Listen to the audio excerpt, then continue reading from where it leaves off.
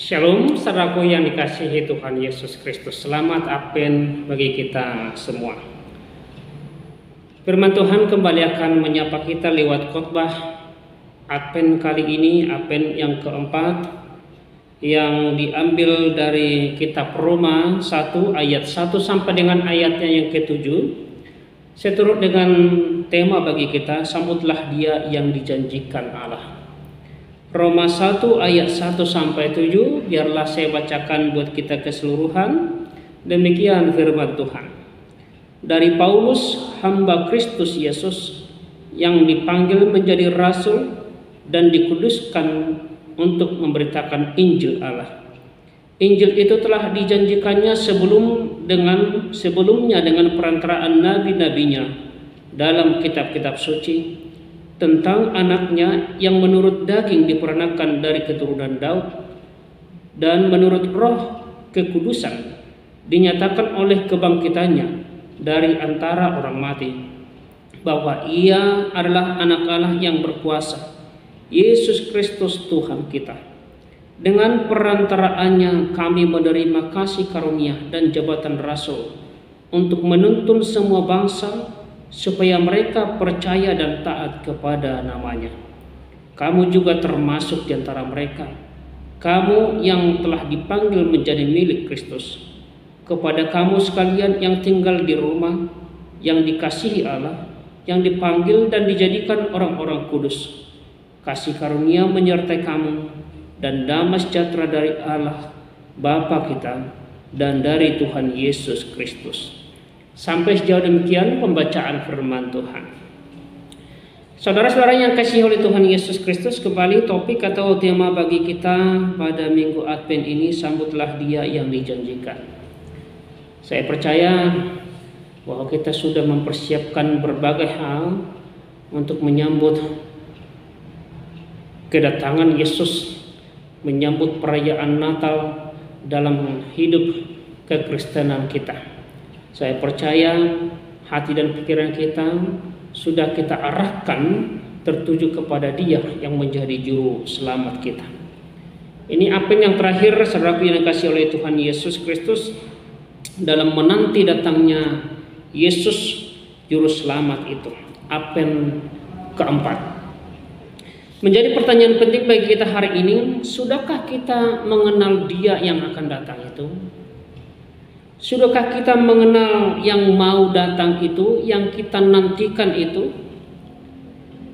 Saudara-saudara, Paulus yang punya kerinduan untuk memberitakan Injil, yang menyampaikan Injilnya kepada jemaat Roma, salah satu jemaat di kota Roma yang ramai dan strategis.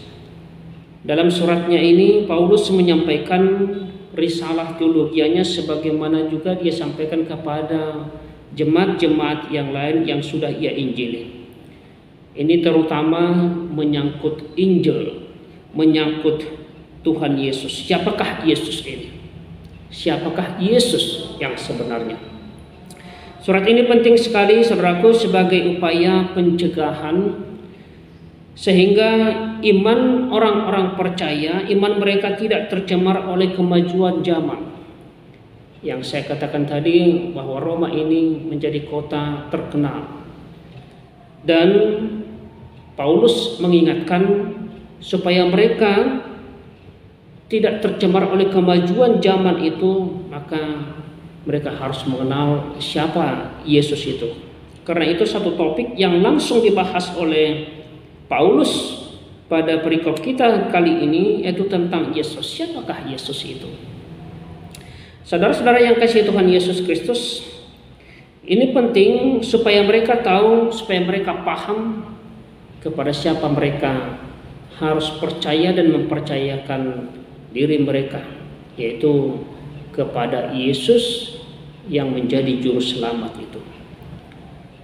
Setidaknya ada dua hal penting, pokok besar yang patut kita renungkan dari nas yang kita dengarkan tadi, yang saya bacakan tadi, saudaraku. Yang pertama, bahwa Tuhan Yesus dialah Allah yang menjadi manusia.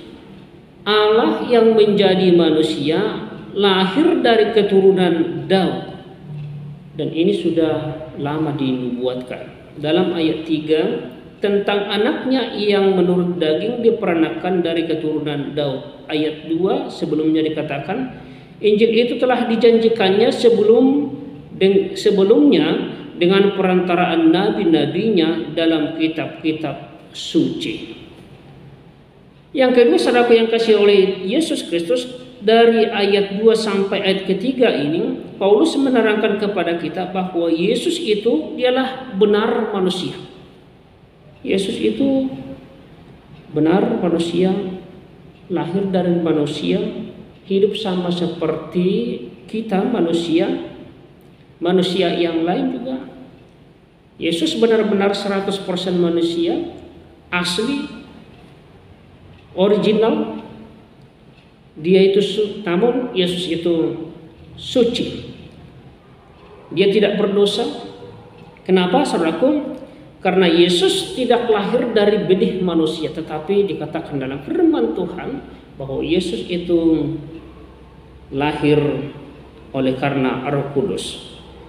Yesus tidak lahir dari benih manusia, tetapi dari Roh Kudus.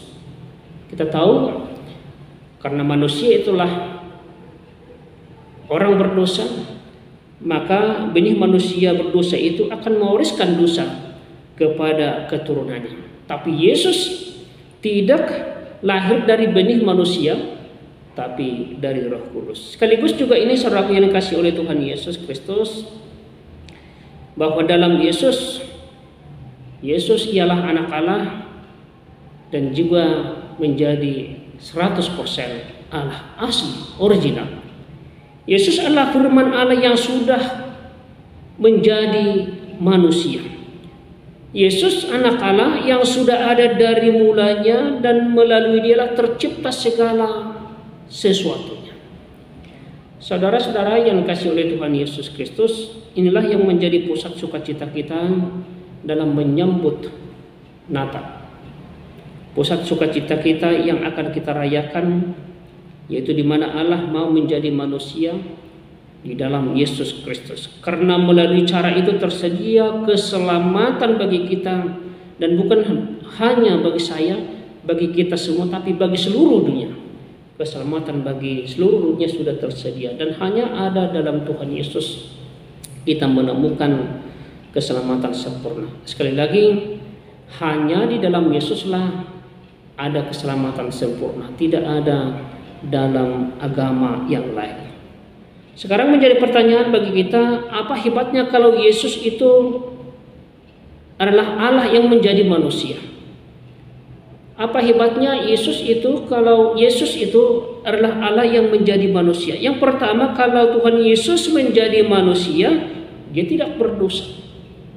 Sehingga bagi kita terjamin ada jaminan, ada penebusan dari Tuhan Yesus itu. Dia tidak berdosa, maka bagi kita ada penebus. Yang kita sudah berdosa, manusia berdosa, dan hanya satu syarat untuk menebus kita dari dosa, yaitu orang suci, yaitu Yesus yang menjadi penebus kita. Yang kedua, bahwa tubuh manusia Yesus itulah yang menjadi kurban perdamaian. Kurban perdamaian kepada Allah. Itu sebabnya saudaraku sering dikatakan Yesus dialah anak domba Allah yang tidak bercacat, tidak bercela. Yesus mempersembahkan dirinya di Golgota. Di sana Yesus berkata, sudah genap, tuntas. Sudah genap, sudah tuntas. Pendamaian kita dengan Allah adalah Yesus sendiri. Dan Allah bersedia menerimanya karena anaknya sendirilah yang menjadi kurban perdamaian. Kita boleh berdamai dengan Allah kita. Melalui kurban perdamaian itu kita bisa kembali berdamai dengan Allah. Karena itu setiap kita berdoa, kita diajak supaya doa kita panjatkan di dalam nama Yesus. Sebab karena Tuhan Yesuslah ada pendamaian, kita didamaikan antara manusia dengan Allah.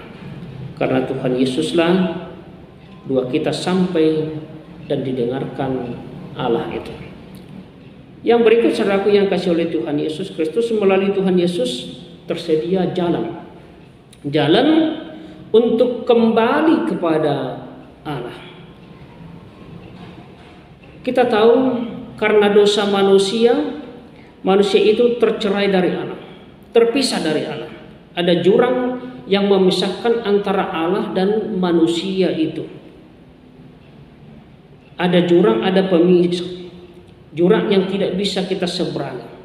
Tapi supaya kita bisa sampai kepada Allah Bapa, kita sampai kepada Bapa, maka harus ada jembatan kembali kepada Allah, yaitu Yesus. Karena itu Tuhan Yesus berkata, Akulah jalan kebenaran dan hidup, tidak ada yang sampai kepada Bapa kalau tidak melalui Aku, kata Tuhan Yesus. Hanya Yesuslah jalan satu-satunya. Tidak ada jalan yang lain. Yang lain mungkin hanya penunjuk jalan. Yang lain hanya mungkin memberitahukan jalan itu. Tapi jalan yang sesungguhnya adalah Yesus. Yesus adalah jalan kebenaran dan hidup. Dan jalan satu-satunya sampai kepada Allah Bapa. Dan saudaraku yang kasih oleh Tuhan Yesus Kristus, menjadi sukacita kita untuk menyambut Natal ini. Kita tahu sekarang bahwa Allah itu mau jadi manusia, Ia menjadi sahabat kita lewat kelahiran Yesus Kristus. Itu sebabnya Yesus dinamai Immanuel. Dia ada dekat dengan kita. Dia bahkan berada di dekat kita. Dia bahkan mau mengadopsi kita menjadi ahli waris kerajaan Allah. Luar biasa, sangat luar biasa. Inilah yang membuat kita tidak takut lagi karena Tuhan Allah ada di dekat kita. Kita tidak takut lagi karena Tuhan Allah ada untuk menghibur kita, menyemangati kita, menemani kita, menyertai kita. Dan itu yang dikatakan Yesus, Aku menyertai kamu sampai akhir zaman. Tetapi saudara-saudaraku yang dikasihi oleh Tuhan Yesus Kristus, keselamatan itu tidak sempurna kalau sampai di situ saja. Kita mendengar bahwa Yesus itu menjadi Tuhan dan Juru Selamat. Keselamatan itu tidak sempurna kalau sampai di situ saja, tetapi iman harus ada iman yang percaya atau kepercayaan kepada Yesus, percaya kepada Yesus akan kebangkitan Yesus yang menyelamatkan itu, yang memenangkan maut, mengalahkan iblis dan juga dosa. Dalam Yesus ada keselamatan sempurna lewat kebangkitan yang menjadi kemenangan bagi kita setiap orang yang percaya kepada Yesus. Lalu bagaimana supaya sempurna saudaraku?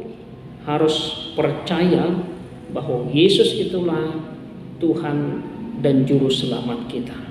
Yesus Tuhan dan Juru Selamat kita. Dan terakhir, kalau kita sudah percaya bahwa Yesus itu Tuhan dan Juru Selamat kita, maka kita juga harus mewartakan, mengabarkan sebagaimana Paulus mengabarkan Injil itu. Bahwa kabar berita Injil itu tidak tinggal hanya di dalam diri Paulus, tapi juga dia mengabarkan tentang Yesus itu. Itu juga yang menjadi tanggung jawab kita sebagai orang yang percaya kepada Yesus. Iman percaya kita juga itu harus kita kabarkan bahwa sungguh-sungguh Yesus itu menjadi Juru Selamat kita. Kita ceritakan. Lewat apa?